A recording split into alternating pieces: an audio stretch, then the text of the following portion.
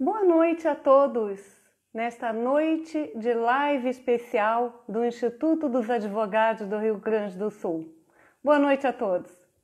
Eu sou a Terezinha Tarcitano, assessora de imprensa do IARGS.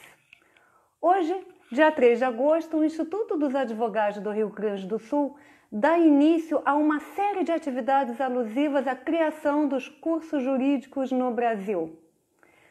Haverá uma série de atividades ao longo desse mês, só que online.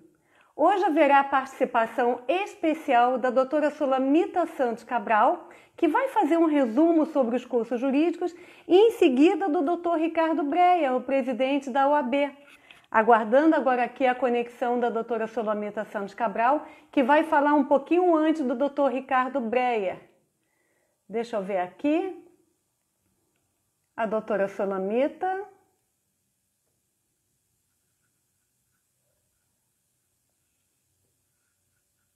Transmissão ao vivo.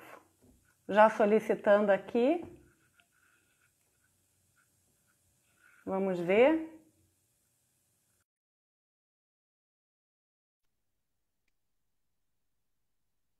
Aguardando aqui a conexão com a doutora Solamita Santos Cabral, que já está aqui, nossa querida doutora Solamita Santos Cabral. Seja bem-vinda, doutora.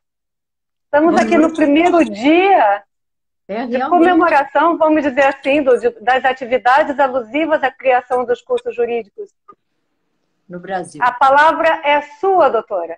Bom, em primeiro lugar, eu quero saudar todos, a minha diretoria, os associados do nosso instituto, a todos os ouvintes, a nossa mediadora, a Terezinha, e fazer um agradecimento especial ao nosso presidente da OAB, doutor Ricardo Breyer, que nos honra muito em ter aceitado o convite do Instituto para ser o primeiro palestrante deste mês. Bom, no mês de agosto, o IARG sempre comemora o mês da criação dos cursos jurídicos no Brasil. Não sei, Terezinha, eu acho que vou ficar mais perto. O mês da criação dos cursos jurídicos. Está ótima a imagem. Tá boa a imagem? Bom. Está ótimo. Da criação dos cursos jurídicos no Brasil. Então, eu gosto muito de história e eu acho que é importante a gente relembrar alguma coisa. Bom, os cursos... E quando a gente fala em cursos jurídicos no Brasil, a gente tem que falar na figura do José Feliciano Fernandes Pinheiro. Quem era o José Feliciano Fernandes Pinheiro? O José Feliciano Fernandes Pinheiro era paulista, era brasileiro, nasceu no Brasil em 1808, se não me engano, 1700. Bom, mas ele foi fazer a Faculdade de Direito em Coimbra. Depois, voltando ao Brasil, teve cargos importantes e o principal de tudo. Quando houve a independência do Brasil, 1822, houve um movimento muito grande para que se fizesse uma Assembleia Constituinte. E o José Feliciano Fernandes Pinheiro, ele foi eleito pelo Rio Grande do Sul como deputado geral para a elaboração da Assembleia Constituinte. E em junho de 1823, tendo em vista que ele estava recebendo muitas solicitações, muitas cartas de estudantes brasileiros que estudavam em Portugal e que depois da independência eles diz que começaram a ser maltratados pelos portugueses. Então, o José Feliciano sugeriu a criação de cursos jurídicos no Brasil. A iniciativa dele foi aprovada pela Assembleia. Até porque havia uma necessidade muito grande de se estabelecer leis próprias, leis brasileiras, porque até então o que nós tínhamos eram as leis portuguesas. Então, havia necessidade de se estabelecer um sistema judiciário brasileiro, leis brasileiras. E com isso tudo, havia um movimento muito grande para que se houvesse uma cultura brasileira em todos os campos. Mas o nosso imperador Dom Pedro II, mesmo a Assembleia, em princípio, tendo aprovado essa ideia da criação de cursos jurídicos no Brasil, o Dom Pedro II, isso aí, nós que estudamos direito sabemos, o Dom Pedro II dissolveu a Assembleia Constituinte. Por quê? porque essa Assembleia Constituinte estava com muitos problemas. Existia a ala moderada, existia a ala mais progressista, mas existia alguns que queriam tirar alguns poderes do imperador.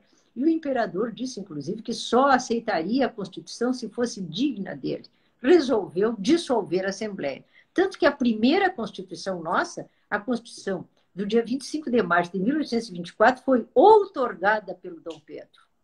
Mas o José Feliciano foi nomeado presidente da província de São Pedro, que era a antiga denominação nossa aqui do Rio Grande do Sul. Aqui, como presidente da província, ele teve uma atuação muito boa. Ele desenvolveu a atividade produtiva, ele fez estradas, ele era um homem muito culto, ele falava fluentemente francês e inglês, era também do Instituto Histórico Geográfico, teve uma atuação muito grande na Santa Casa, ele inclusive foi provedor da Santa Casa. E ele teve isso aí, muitas pessoas não ligam a mesma, não sabem que é a mesma pessoa.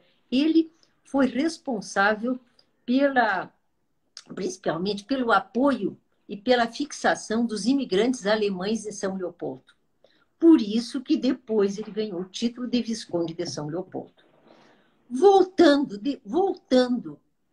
para a corte, no Rio de Janeiro, em 1827, como ministro da Justiça, ele reavivou aquele antigo projeto de lei dele e conseguiu a aprovação, então, da criação de 2 cursos jurídicos no Brasil, um em São Paulo e outro em Olinda. Então, esses cursos jurídicos foram criados pela lei imperial, assinada pelo Dom Pedro I, criando esses 2 cursos jurídicos no dia 11 de agosto de 1827.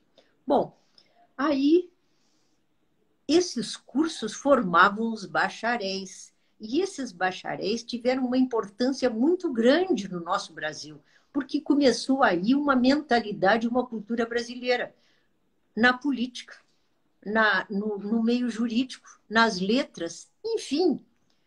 Ainda tinha entre esses bacharéis, existiam os jurisconsultos, os legisladores, e aqueles que faziam a intermediação, os advogados, entre os interesses públicos e privados, ou entre interesses privados.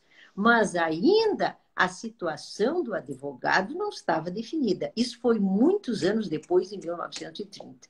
Bom, mas num momento como hoje, nós, do Instituto dos Advogados do Rio Grande do Sul, que nós somos nós somos de 1926. Por isso que os nossos associados são magistrados, membros do Ministério Público e advogados, apesar do nome se chamar Instituto dos Advogados do Rio Grande do Sul. Os advogados, a regulamentação só surgiu com o Getúlio em 1930. Mas, de qualquer forma, no dia 11 de agosto, os advogados comemoram o dia da criação dos cursos jurídicos, os advogados comemoram o Dia do Advogado. Por isso, exatamente, prestando uma homenagem a todos os operadores do direito e também aos advogados, o nosso instituto vai ter uma programação riquíssima em todo esse mês de agosto. Nós vamos ter as lives, né, Terezinha? As lives, às terças e quintas, como sempre. Tem algumas lives especiais. Nós vamos ter também as videopalestras que tem de direitos de família, às terças-feiras, e as quinta-feiras alternadas, temas jurídicos atuais. Fora isso, os nossos artigos, todas as terças-feiras, comentários sobre o livro do Iarnes, às segundas-feiras. E temos uma série de atividades. E ainda direito tributário. Direito tributário são as lives em quartas-feiras alternadas, ao meio-dia, às 12 horas. Exatamente. Tudo isso, toda essa programação está no site, está no blog, e todas as videopalestras e essas lives estão no nosso canal do YouTube. Exatamente. Então, o IARGS, ele teve, em cada época, tem os seus desafios. E nós agora, com esta pandemia, nós tivemos um desafio muito grande, porque nós não podemos mais fazer as nossas reuniões presenciais, as nossas reuniões, os nossos almoços tão apreciados, enfim, todos aqueles eventos de direito e família, aquelas nossas reuniões de direito tributário, enfim. Então, nós nos reinventamos, graças a um trabalho conjunto da diretoria, dos funcionários, da Ana Amélia, nossa a nossa diretora de integração, da nossa jornalista Terezinha, e de todos os grupos, porque o grupo de Direito de Família, ao invés de fazer as reuniões às terças-feiras, começou a fazer videopalestras. A doutora Aliane e a doutora Ana Lúcia. O grupo de Direito Tributário, ao invés de fazer reuniões de 15 em 15 dias, também começaram a fazer videopalestras. E os nossos temas jurídicos atuais, com a doutora Maria Isabel, também tem as videopalestras. E essas lives que surgiram agora, têm tido uma aceitação incrível. Eu vou me permitir aqui falar o seguinte. Nós, até agora, temos no canal do YouTube, é muito importante que se inscrevam no canal do YouTube, porque todas as lives e as videopalestras ficam gravadas no canal do YouTube. Sim. Nós estamos atualmente com 316 inscritos no canal do YouTube. Temos 67 vídeos com os temas mais palpitantes, mais atuais do momento. E também pelos maiores especialistas. Inclusive, eu acho que é o momento da gente aprender muita coisa. Eu tenho aprendido muita coisa nova, inclusive com os jovens. Estou cada vez mais vendo como as pessoas estudam e como os nossos associados nos enriquecem. Então, temos 67 vídeos, e esses vídeos já tiveram mais de 2.000 visualizações nos últimos 28 dias. Isso é dado que o YouTube nos dá. Imagine, mais de 2.000 visualizações. Dá mais ou menos 70, no mínimo 70 visualizações por dia. Sim, porque os temas são os mais diversos, tanto direito do trabalho, eleitoral, enfim. Temos 16 artigos jurídicos publicados no nosso site e 15 manifestações sobre os livros. E as pessoas, eu estou sempre conversando com os nossos sócios, com os nossos coordenadores, e já tem, inclusive, as lives já tem até setembro, não é, Terezinha? Até setembro nós já estou marcando para outubro. Já estamos marcando para outubro. E ainda, uma coisa muito boa, nós estamos nos renovando e estamos aceitando novos associados. Pretendemos, no dia 26 de outubro, fazer uma posse especial para os novos associados.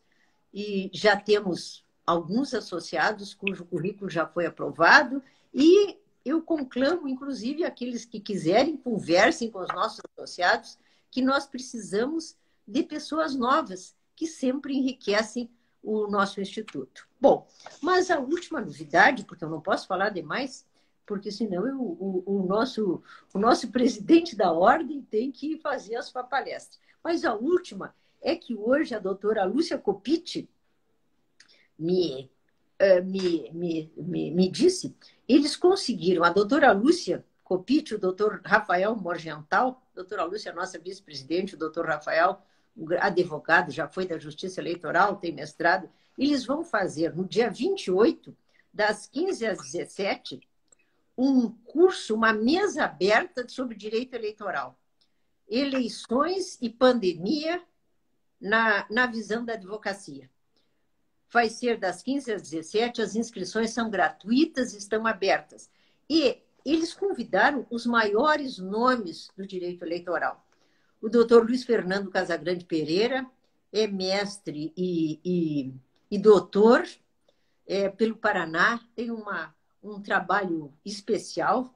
A doutora Maria Cláudia Bucaneri Pinheiro também é especialista em direito eleitoral, ela é uma das fundadoras da Academia Brasileira de Direito Eleitoral e Política. A doutora Marilda de Paula Silveira também é uma pessoa super qualificada, inclusive é pesquisadora, é observadora, é coordenadora da Transparência Eleitoral. E o doutor Waber Moura, que também é pernambucano, é pós-doutor, é professor das universidades na Europa e também faz parte da comissão da UAB, dos estudos constitucionais.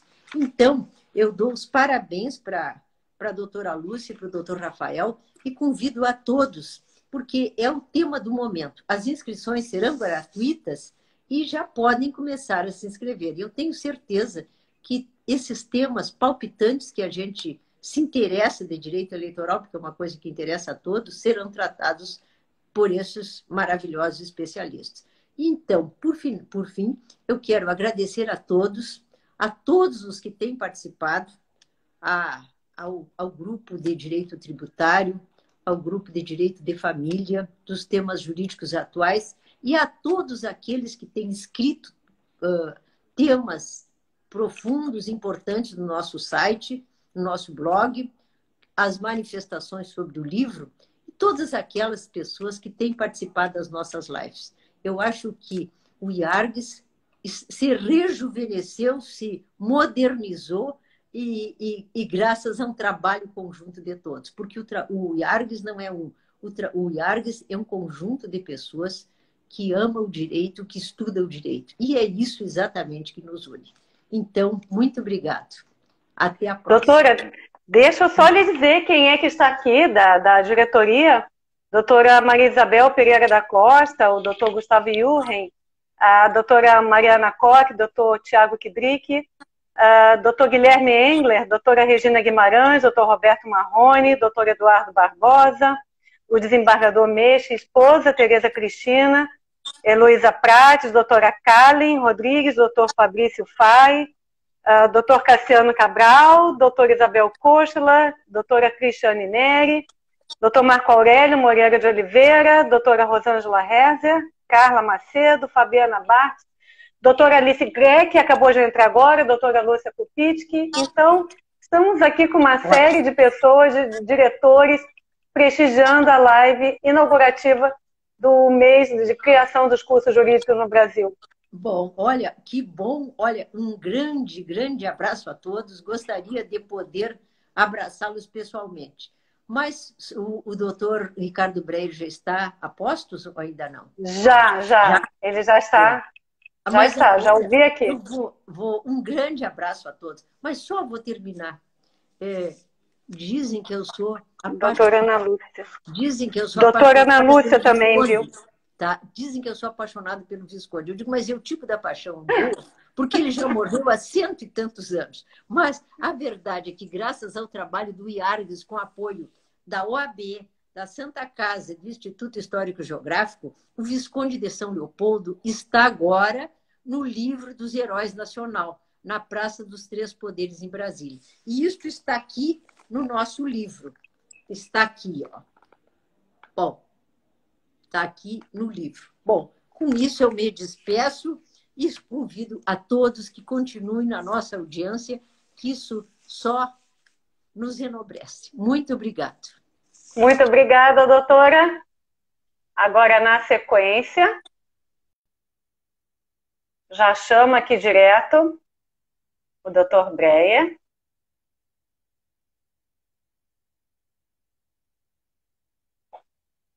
Fazendo a conexão.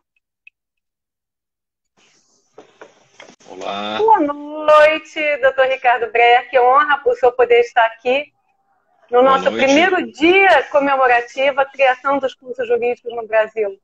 Há pouco falava a doutora Sulamita e nos sentimos honrados aqui com a sua presença. E hoje o senhor vai falar sobre o protagonismo da advocacia pós-pandemia, na sua estreia aqui na nossa live do IARGS. Seja bem-vinda, doutor. Muito obrigado, fico muito feliz de poder estar aqui hoje, no primeiro dia, abrindo o mês da advocacia, o mês da reflexão dos cursos jurídicos, da criação dos cursos jurídicos, da importância dos cursos jurídicos ao longo do tempo, da evolução, da construção dos cursos jurídicos na formação de muitos pensadores desse país ao longo da história, dos cursos jurídicos que sedimentaram a democracia nesse país e os cursos jurídicos na atualidade que sofrem, né, uma crítica no sentido de nós termos muitos cursos, muitas faculdades de direito que colocam em risco também a formação do bacharel. É um tema realmente instigante. Eu acho que os institutos advogados consegue trabalhar muito bem com a história, consegue pegar todas as premissas do passado para tentar, de alguma forma, atualizar e, acima de tudo, ter um debate franco, aberto e, acima de tudo, bem democrático em cima desse tema. Eu fico muito feliz de poder estar com vocês. Eu quero saudar a toda a diretoria do Instituto dos Advogados do Rio Grande do Sul, na pessoa da sua presidente, Sulamita Cabral, que eu tive muita honra de sucedê-la na Secretaria-Geral da OAB. A doutora Sulamita esteve por 2 gestões ao lado do presidente Lamáquia e como secretária-geral, e logo depois que o presidente Marcelo Bertolucci eu assumi a Secretaria-Geral, e quero dizer que não fiz, tem sequência esse brilhante trabalho que a doutora Sulamita fez na Secretaria-Geral e que, consequentemente, agora na presidência do IARCS, uma mulher para frente, uma mulher que pensa na modernização do Instituto, naquilo que mais a pandemia nos trouxe de necessário, que é o desejo da comunicação, já que nós não podemos nos dar uns abraços, podemos estar juntos comemorando, e temos o privilégio de termos a tecnologia conosco. Então é fundamental nesse momento a gente poder usar isso, e a doutora Sulamita tem feito muito com o Instituto, e tenho certeza que todos os debates, todas as comissões, enfim, todos aqueles que trabalham pela cultura jurídica, pela cultura das ciências jurídicas e sociais, estão no Instituto muito bem servidos. E a OAB do Rio Grande do Sul, que na verdade é filha do Instituto dos Advogados do Brasil, nasce do Instituto dos Advogados do Brasil, eu quero dizer de que também se orgulha muito de ter nos seus quadros associados, membros de diretoria, porque tudo é uma família importante, única, e o Instituto ele será sempre a vanguarda dos grandes debates da nossa advocacia. Por isso que eu estou muito feliz de estar aqui com vocês hoje e poder conversar um pouquinho, né, num mês tão especial para todos nós. Verdade. É o mês da advocacia. Dia 11 a gente comemora o Dia da Advocacia e estamos recheados de atividades nesse tempo de pandemia, muito mais ainda, né, muito mais intenso, com um outro viés, uma outra realidade, as pessoas poderem estar nas suas casas e acompanhando, e tem dado um resultado muito importante isso, né? A gente tem visto na ordem, como eu vi tu falando, da questão do aumento de pessoas, né, que participam das atividades. Isso realmente Quadruplicou, doutor. 4 vezes mais. Isso na ordem. A gente já tinha, sabe, uma pequena ideia, assim, entre curso presencial e a distância, vinha aumentando o curso à distância, né? Já vinha tendo um acréscimo bastante na procura. Agora, com a pandemia, praticamente 100% à distância. Então, temos que aproveitar tudo que for de bom e que a tecnologia nos proporciona. Eu posso ler o seu currículo? Mini currículo. Pode, bem pouquinho. Tá bem. Então, doutor Ricardo Breia, advogado criminal, presidente da OAB-RS, membro do Instituto dos Advogados do Rio Grande do Sul, doutor em Direito Penal pela Universidade de Sevilha, na Espanha. É especialista em criminologia pela Pontifícia Universidade Católica do Rio Grande do Sul, PUC-RS, em vitimologia pela Universidade de Sevilha, na Espanha. É consultor do International Center of Economic and Penal Studies em Nova York, Estados Unidos. Acadêmico honoris causa da Academia Brasileira de Filosofia, membro do Instituto Brasileiro de Ciências Criminais São Paulo, membro da Associação Internacional de Direito Penal em Paris, na França. Desde 1991, atua na matéria de crimes econômicos, com amplo assessoramento penal e empresarial, sendo seu escritório um dos pioneiros em direito penal econômico.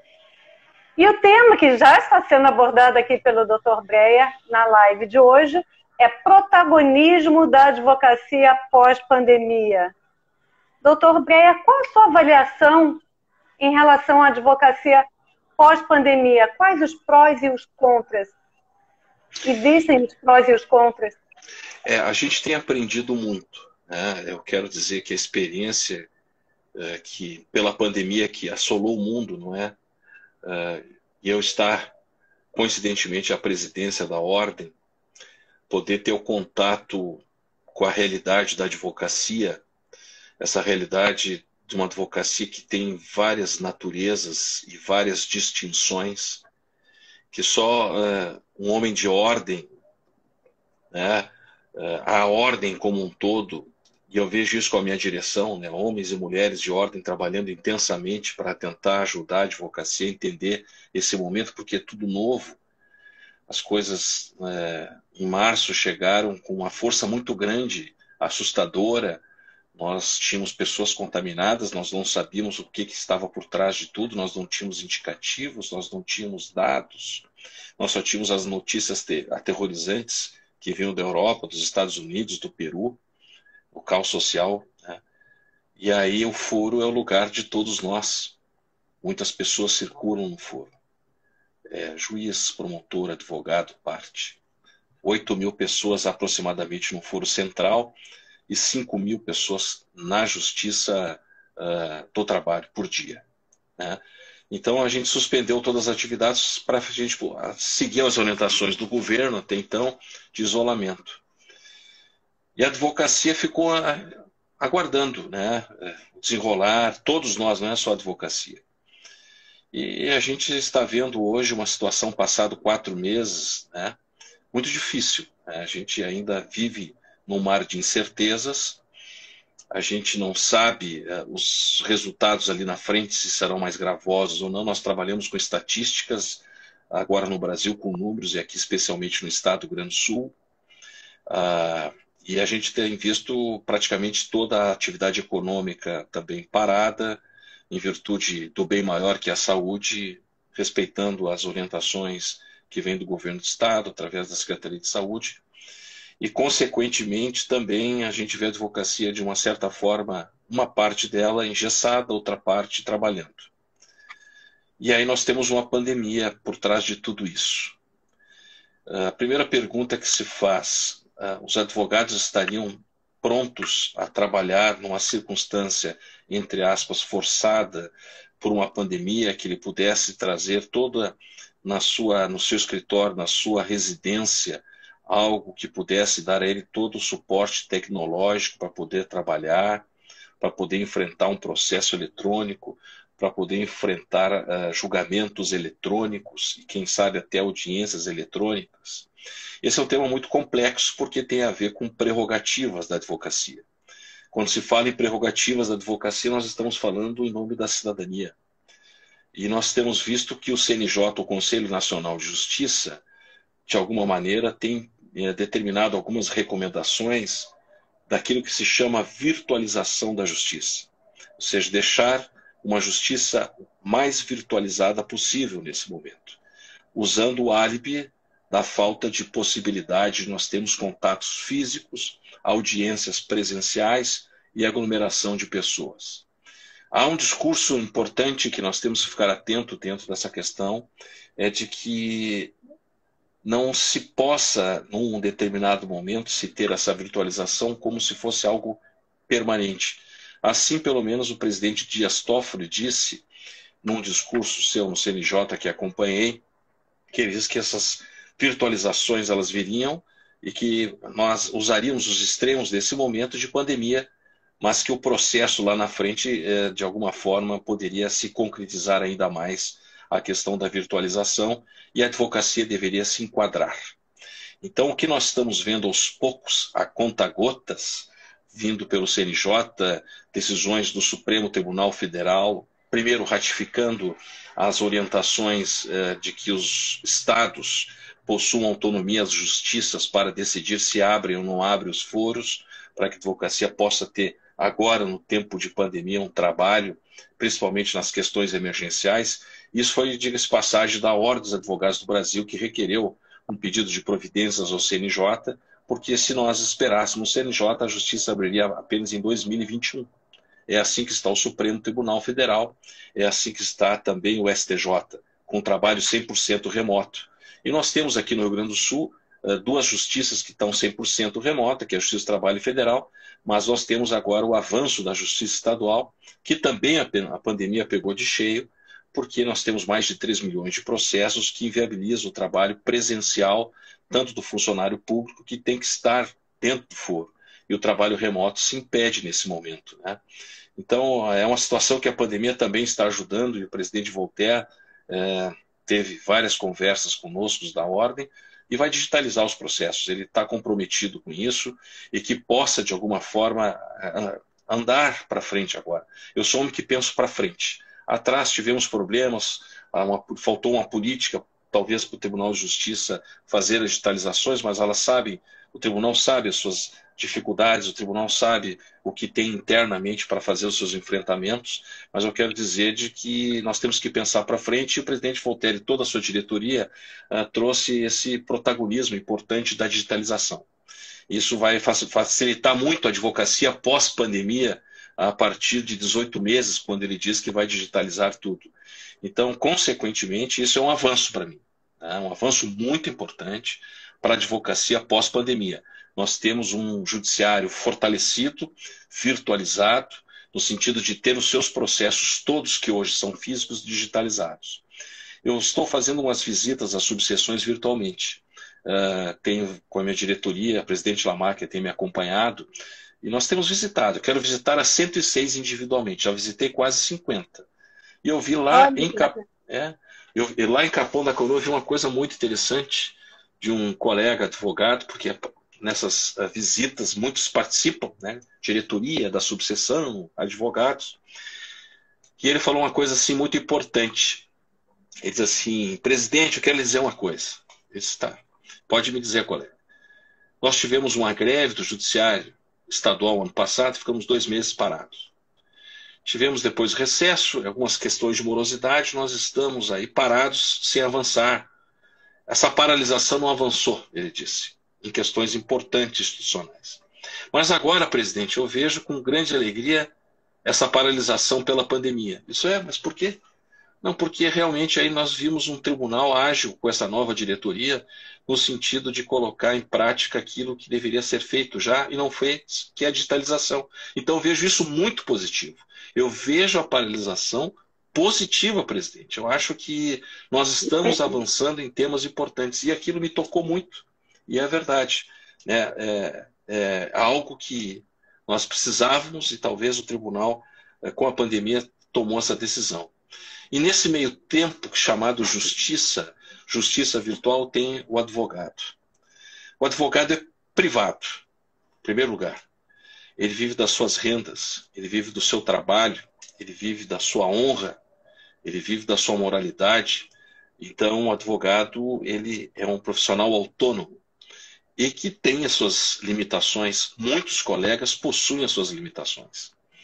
Então, a primeira questão que eu trago à tona agora é essa questão da virtualização da justiça pós-pandemia que me preocupa, no momento em que o judiciário tem uma tecnologia, eu falo judiciário como um todo, não é justiça estadual, federal, não, é um todo. O judiciário tem uma estrutura tecnológica de primeira, ou seja, ele tem as estruturas, ele tem um financiamento público para construir, né, a questão, digamos assim, da sua essência como uma forma de ter uma tecnologia avançada. Só que aí nós temos que ter uma realidade importante nesse segmento, é que o advogado não tem o mesmo acompanhamento. A realidade do poder público tecnológico é diferente da realidade da advocacia, porque às vezes vão ter critérios importantes no sentido de que alguns juízes não vão entender por que nós não vamos realizar audiências virtuais. Por que nós não vamos fazer sustentações virtuais? Por que é tão difícil para a advocacia fazer isso? Simples, porque muitos advogados não têm a estrutura tecnológica.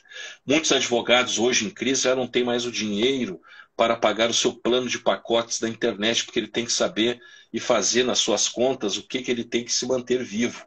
Então, o privado, o grande desafio é esse privado tentar alcançar uma tecnologia que ele possa trabalhar, e muitos não vão ter isso. Isso pode ter, nesse momento de crise, ainda mais, é importante se dizer isso, que nesse momento todos estão no mesmo nível, e nós temos aquilo que eu chamo de analfabetismo digital. Nós temos muitos problemas de muitos colegas que foram criados numa outra era e têm uma dificuldade de adaptação para isso. Eu quero dizer que esses colegas, a OAB já fez grandes trabalhos com o processo eletrônico, Miguel Ramos, Albornoz, capacitamos mais de 40 mil advogados na Justiça do Trabalho, e agora nós estamos com o EPROC, né? O simples processo eletrônico operacionalizá-lo. Então, muitos colegas têm dificuldade, muitos usam as salas da OAB, que hoje são 270 salas em todo o estado do Rio Grande do Sul, mais as salas em Porto Alegre, e nos fóruns para que o colega possa trabalhar. Então, a primeira questão que eu tenho a dizer é a diferença entre tecnologia pública e privada. Não pode ser equiparado isto. Isso não pode. O advogado tem as suas deficiências. Então, ele tem que se capacitar.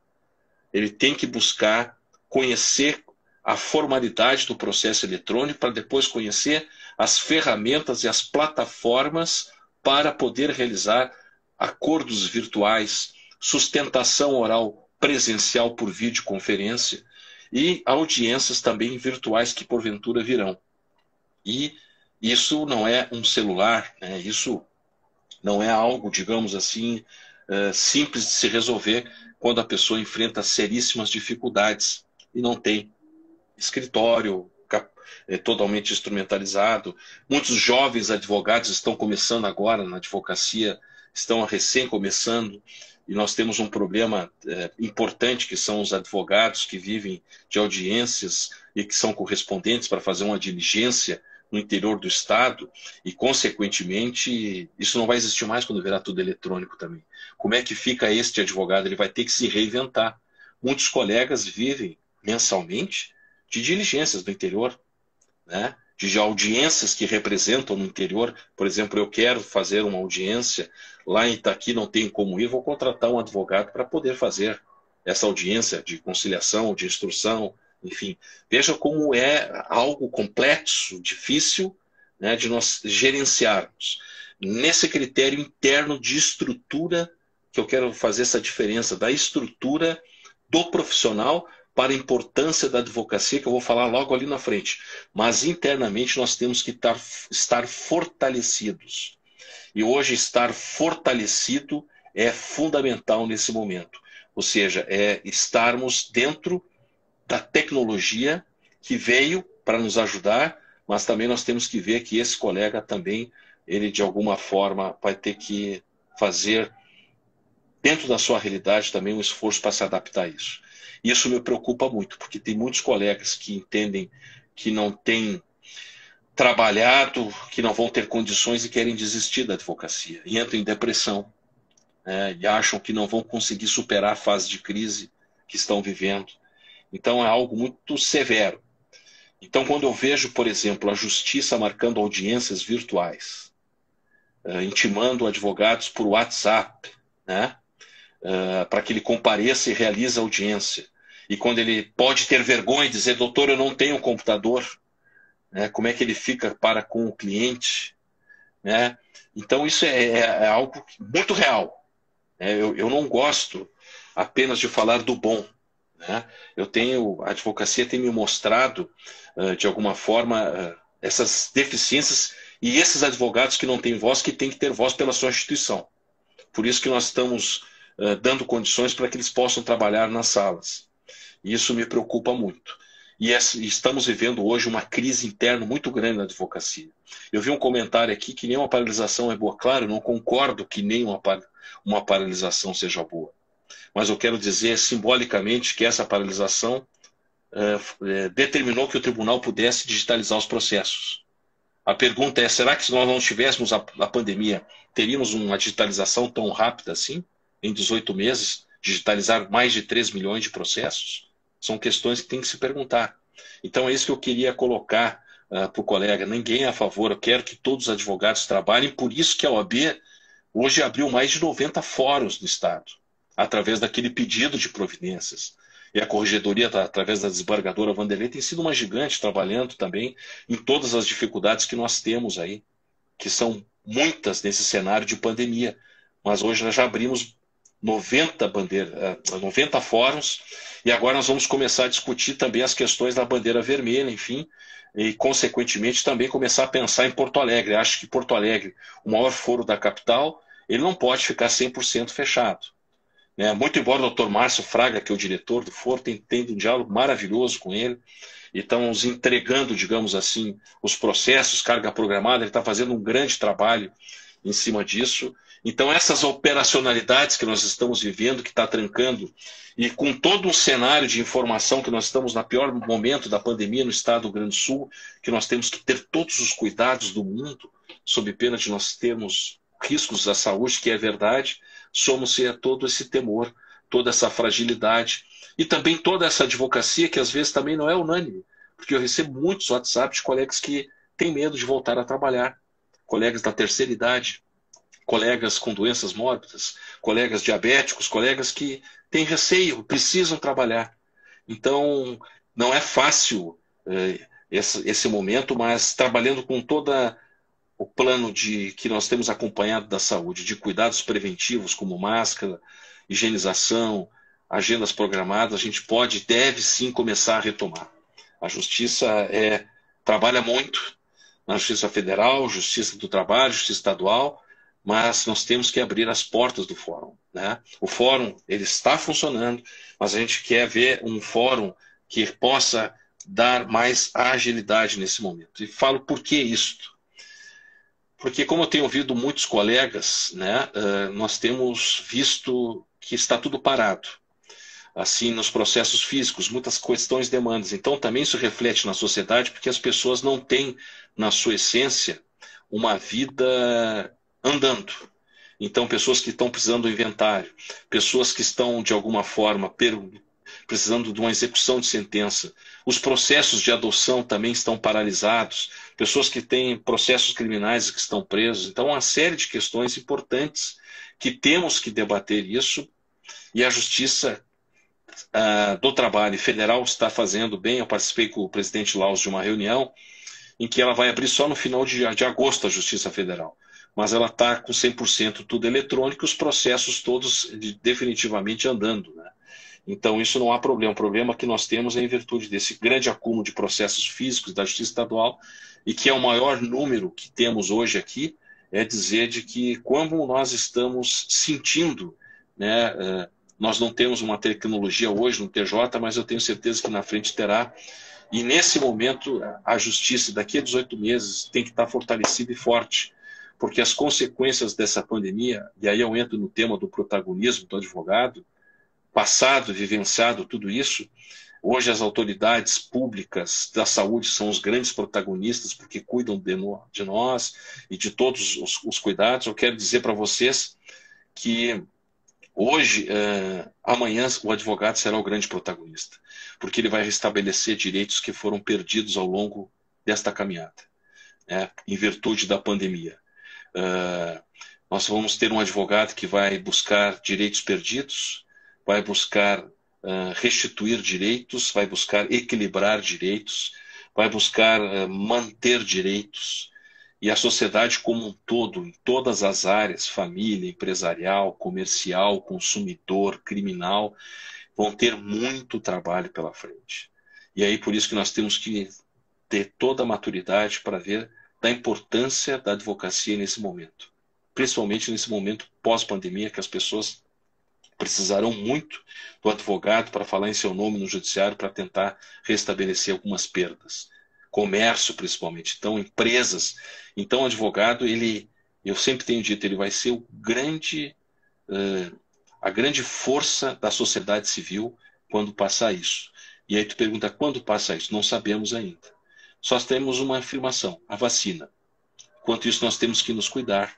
Nós temos que, de alguma forma, vencer alguns medos e tentar ao máximo possível fazer as questões preventivas de saúde, que é máscara, tudo com cuidado, álcool gel, e que possa, aos poucos, as coisas retomarem, dentro de todo o cuidado possível, um andar mais, digamos assim, eficiente e eficaz. Nós estamos, e tenho visto muita advocacia, muitos colegas estão sentindo na pele hoje isso. E não é só o advogado, aquele que ele está a representar. Porque aquele que ele está a representar não está tendo também o seu direito sendo conquistado ou sendo agarrado com a mão, digamos assim. Então, muitos desafios, lato sensu, que eu conversei contigo nesse momento. Doutor Breyer, muitos comentários aqui, acho que eu não vou ser capaz de ler todos. A doutora Maria Isabel, ela congratula o senhor. Obrigado, doutor Breyer, por ter interferido por nós junto ao prefeito municipal para considerar a advocacia como um serviço essencial. Doutora Ana Lúcia Piccoli, muito bom ouvir doutor Breyer. Doutor Lauri diz que todos os processos físicos deveriam ser liberados para a digitalização. Doutora Rosângela Rezer, parabéns pelos esclarecimentos, presidente Breyer. A doutora Luísa Spencer, a dificuldade dos advogados é a questão financeira, porque se tiver dinheiro, compramos a tecnologia. Aí que está aquela questão da crise, né, que pode ser uma alavanca para a advocacia 4.0, mas tudo também vem na questão da tecnologia, muitos que não podem arcar com isso. Doutor Marrone Neto, já estão sendo marcadas audiências virtuais na Justiça Estadual, é um grande avanço. Doutora Mariana Koch disse que ensinou um colega de 72 anos a fazer sustentação oral por videoconferência. Todos devem buscar auxílios com os colegas. Doutor Tiago Kidrick, presidente Breyer, tem tido um trabalho incansável para esses advogados, parabéns. Doutor Lauri também falou. Doutora Bea Bragagnolo, processo digitalizado foi uma grande vitória da advocacia. A doutora Isabel Costa, também concordando com o doutor Jason. Renata Fischer, mesmo o processo sendo eletrônico, as audiências deveriam continuar sendo presencial para garantir o devido processo legal para ambas as partes. Doutora Cláudia Sobreiro, presidente Breyer, parabéns por conduzir a advocacia com tanto brilhantismo e dedicação. Doutor Lauri também, parabéns pela iniciativa e belo trabalho à frente da UAB. A doutora Mariana, temos que abrir a bandeira vermelha. A advogada Marilene, o fórum está aberto, o problema são que os processos não andam. E várias outras, enfim. Eu vou parar aqui, a gente termina aqui a live e eu não dou conta de falar todos os comentários aqui. Inclusive, queria até perguntar para o senhor, se terminar o tempo, o senhor gostaria que eu fechasse esta live e começasse outra para o senhor falar a respeito desses comentários?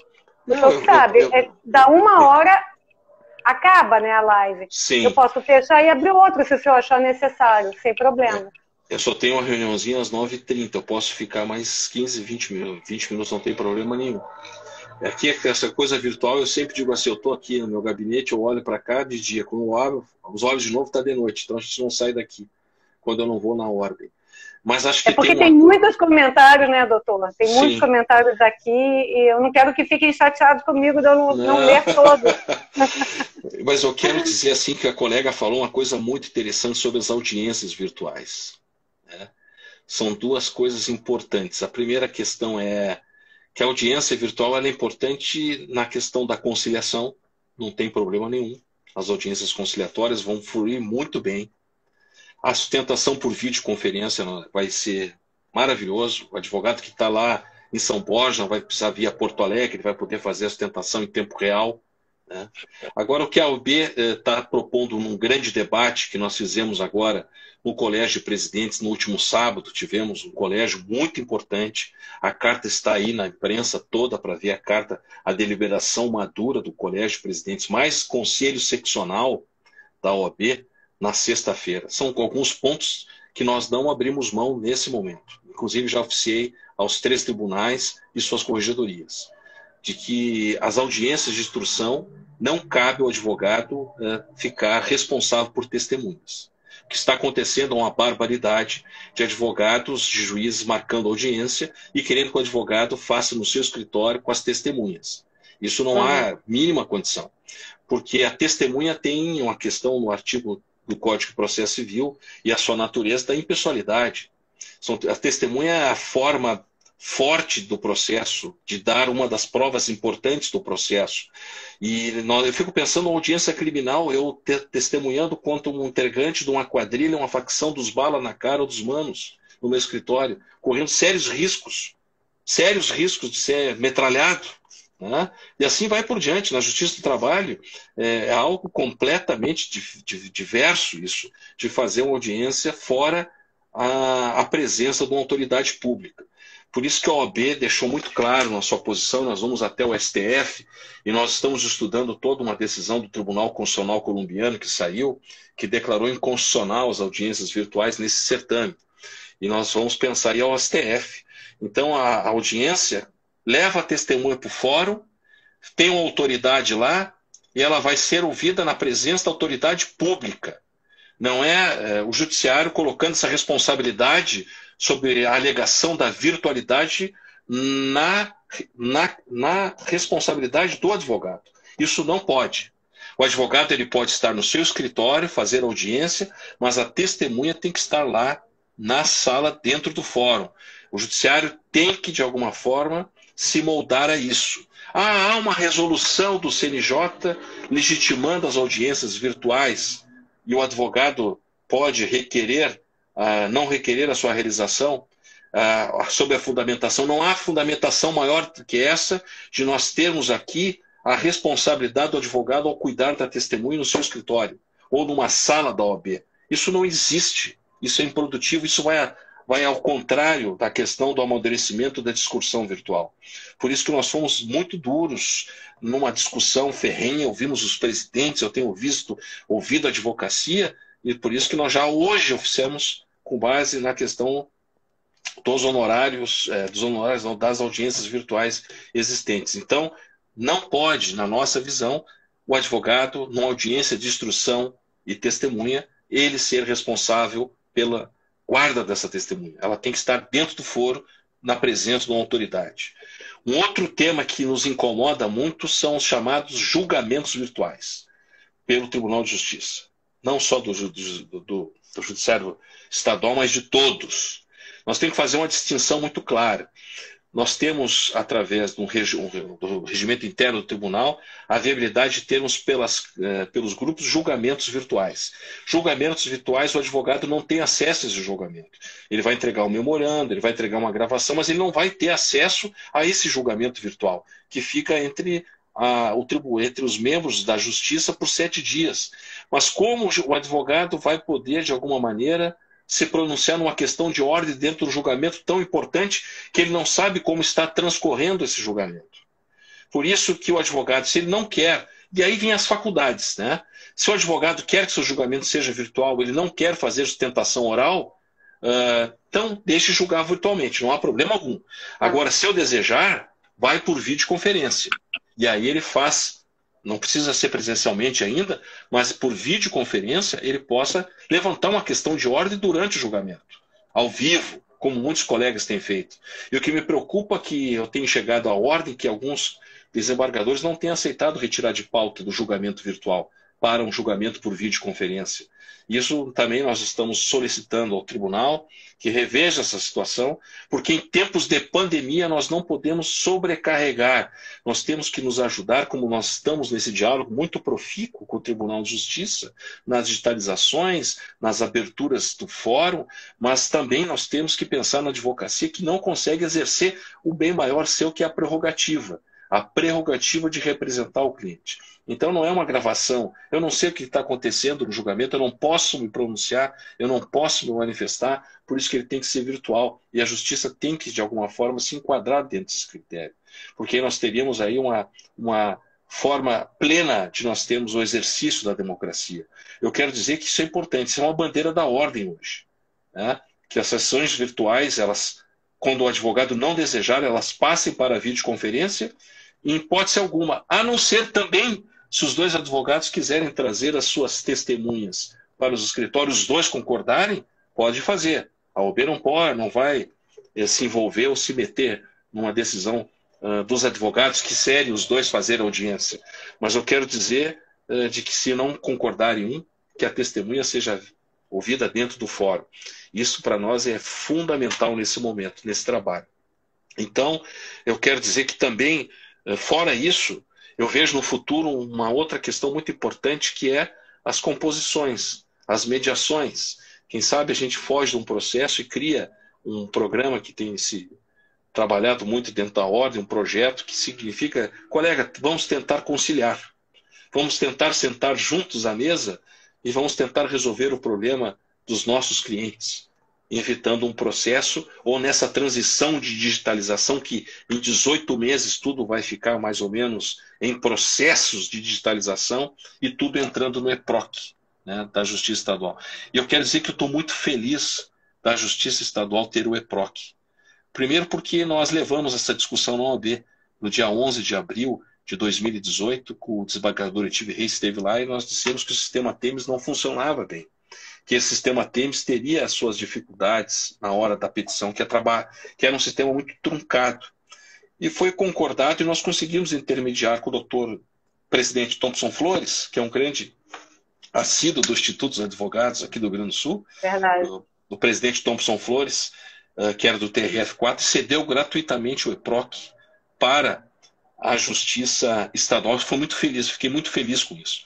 E agora tu sabes que o ministro Dias Toffoli tentou descontinuar o EPROC. Ele tentou dizer que o EPROC não pode mais existir, que nós vamos uniformizar a justiça brasileira com o PJE.